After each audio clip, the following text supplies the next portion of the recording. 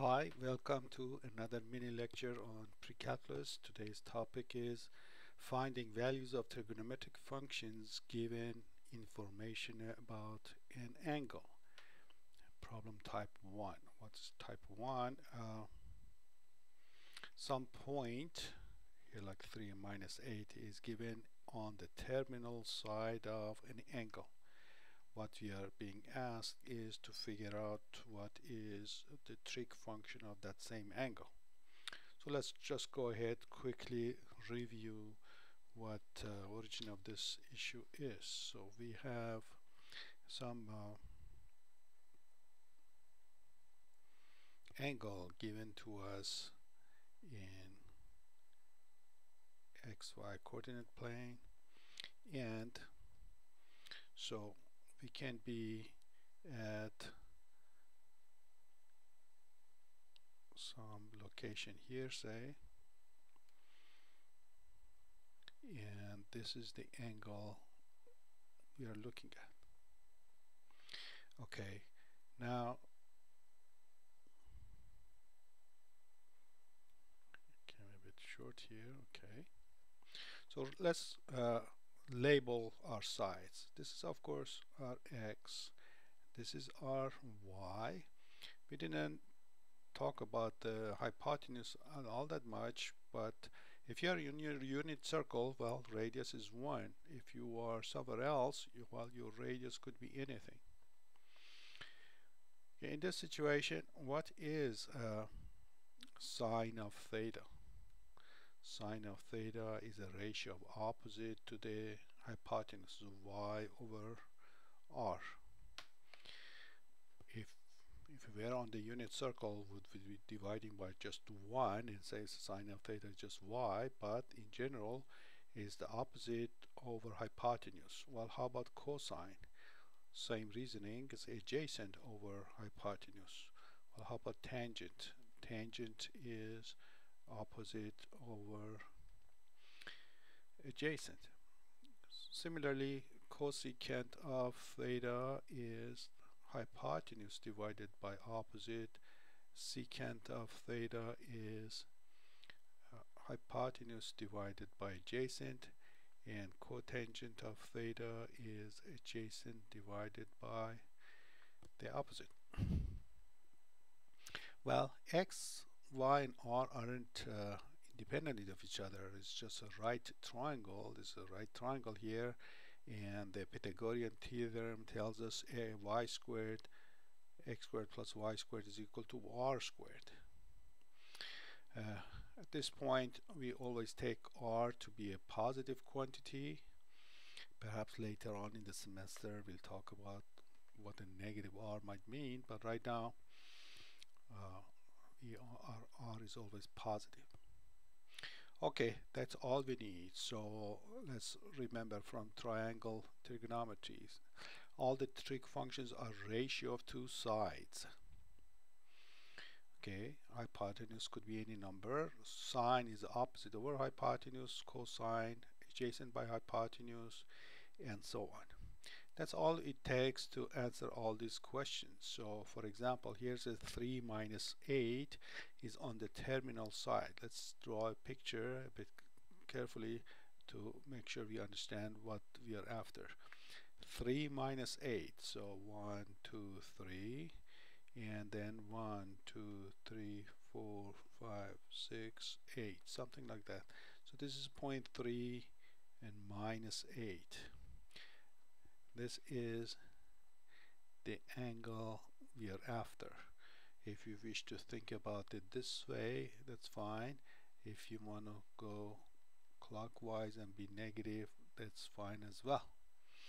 Either way, so this is our x, this is our y. Well, how about our radius? What is our radius? It doesn't matter which quadrant you are in, r squared always x squared plus y squared. So r squared is 3 squared plus minus 8 squared. The only challenge here is to make sure you not go wrong with this negative. When you square it, it becomes positive, and your total is 73, looks like. So on r, we said is a positive quantity, so it becomes square root of 73. So what is cosine? Cosine, if you remember, is x over r. So it's going to be our 3 over radical 73. That is all that you need here. If you want to rationalize, be my guest. How about secant? If you remember that secant is a reciprocal of a cosine, well, you don't need to do anything here. Just you repeat what you had, except that your fraction is upside down now. It's radical 73. How about cotangent? Cotangent of the angle theta. So this was our theta, or you can think about that as our theta. Either one is fine. Is the ratio of x to y, is that right? X to y. This one didn't need that calculation of the radius, so it's going to be 3 over minus 8. Remember, a fraction with one entity being negative, you can put that negative anywhere. It's all same. Well, let's just go with the first one. 3 over minus 8, as good as any other one. That's all there is to this. It's just that you want to practice. You want to practice these formulas and until they become second nature, and that you can answer this type of question in a few seconds. And we are going to be using these things, well, all the way through calculus 1, 2, 3, and so on. It's always there. This one, minus 3, minus 4, just to have an idea of what we're talking about. X and y, so minus 1, minus 2, minus 3, minus 1, minus 2, minus 3, minus 4. This point, minus 3 and minus 4. This is the point, 3 and minus 4. What is distance from the origin?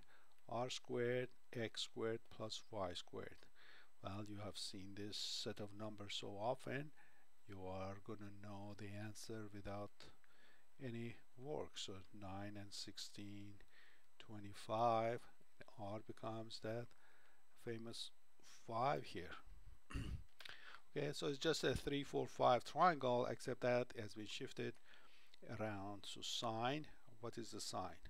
You remember sine of angle is the ratio of its opposite over the hypotenuse. So it's what's it, minus 4 over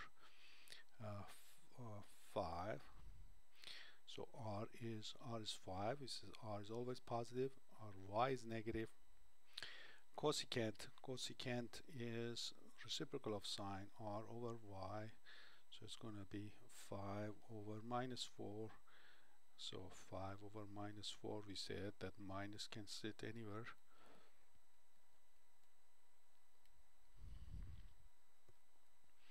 Cotangent is ratio x to y. So our x is minus 3, y is minus 4.